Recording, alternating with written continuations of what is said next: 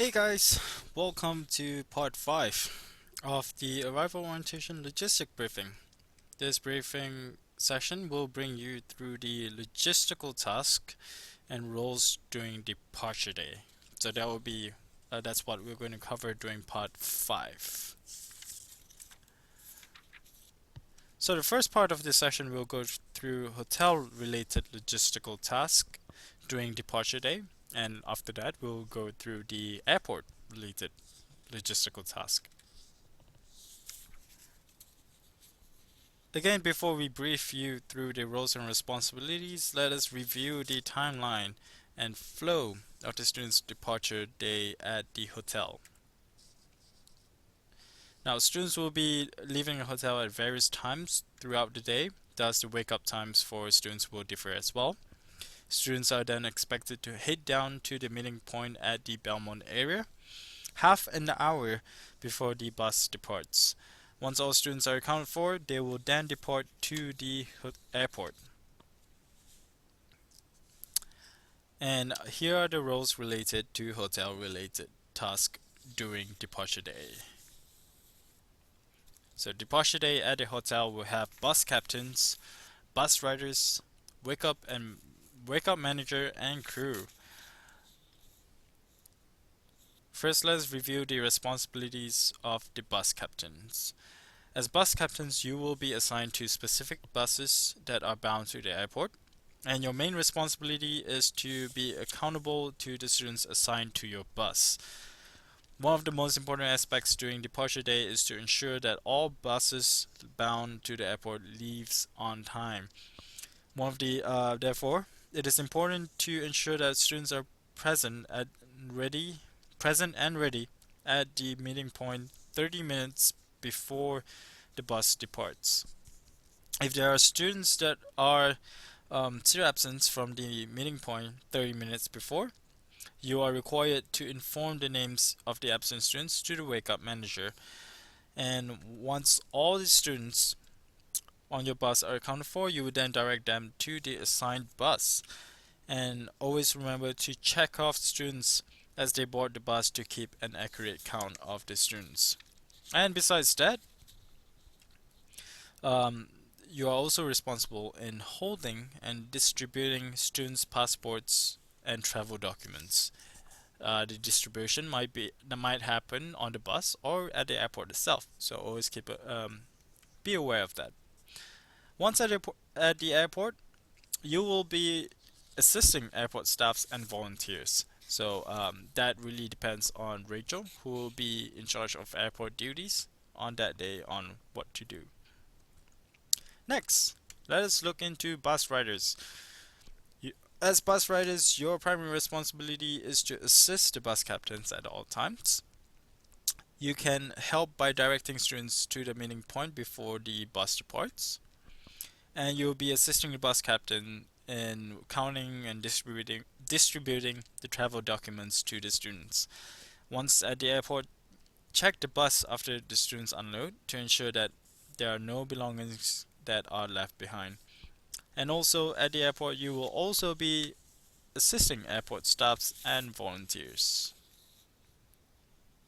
A little bit off my slide, but that's okay. Moving on.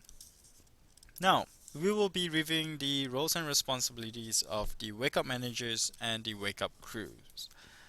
Your primary responsibility is to ensure that students wake up on time, and provided with a list, you are going to check on students on the specific time to ensure that students are awake. So, in other words, you might get a list of students that are departing at 4 is too early, probably 5 a.m. in the morning to the airport.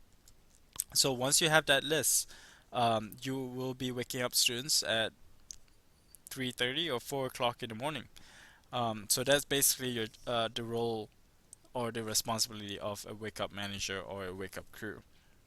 You are also required to assist finding or waking up students that are not ready for bus departures 30 minutes before the bus departure time, by communicating with the bus captains and the bus riders.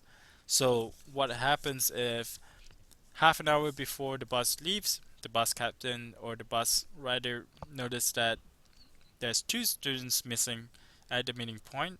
They will then relay that information to you. You will then assist by trying to look for the students at their room. If they're still sleeping, try to wake them up, hurry them up to the meeting point, and if they're still getting ready, you will need to rush them over. So those are the main responsibilities of the wake up manager and the wake up crew. So that's basically logistical task at the hotel. Next, we'll be going through the travel related task during the departure day. So let's review the flow of the timeline of students' departure day at the airport. So once students arrive at the airport, airport staffs and volunteers will direct and assist students checking in into their designated airline counters. And once students and their luggage are checked in, students will then proceed through the security checks followed by their respective departure gates. The roles and responsibilities at the airport can be very subjective. You might only be helping out by assisting students during check-ins, or you might also be assigned to direct and assist students through security checkpoints, as in TSA checkpoints. Such roles and responsibilities will be informed during the orientation itself. Therefore, you might or might not be assigned to any of these roles that will be presented right here.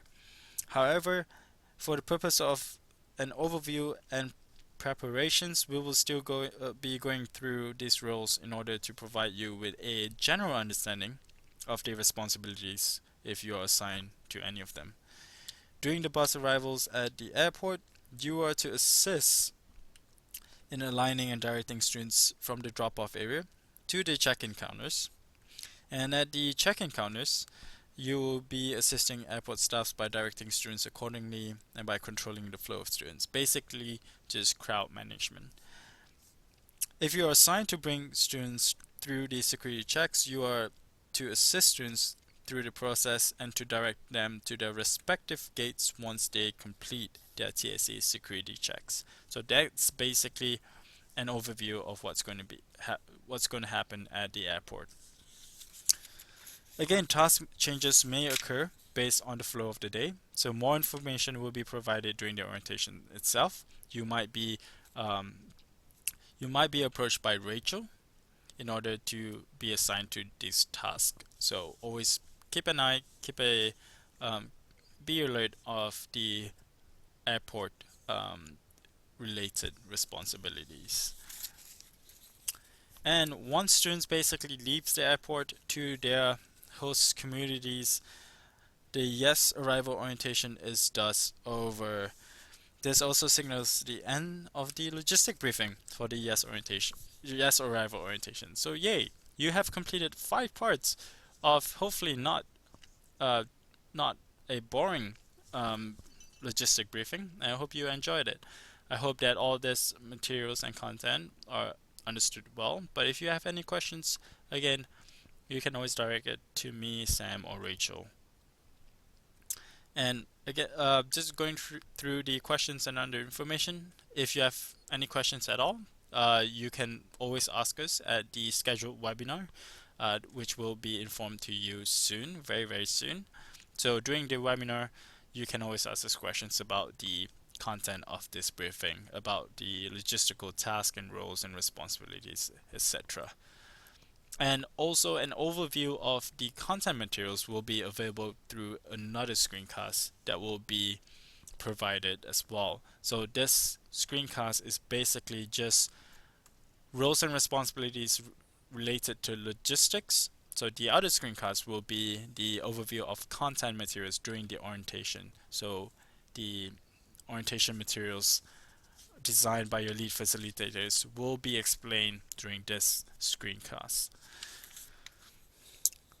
Again, I would like to say thank you so much for joining the screencast for the US 2014 Arrival Orientation Logistic Briefing. Thank you very much for volunteering with us in the first place. AFS really appreciate your time and commitment that you put in, or that you're going to put in during this orientation. Your contribution to this orientation is indeed important to us, thus, we are very grateful for your help and commitment. So, thank you again, and once again, hope to see you soon, and hopefully, this logistic briefing will be helpful during the orientation. See you soon. See you on the 12th of August at the YES 2014 Arrival Orientation.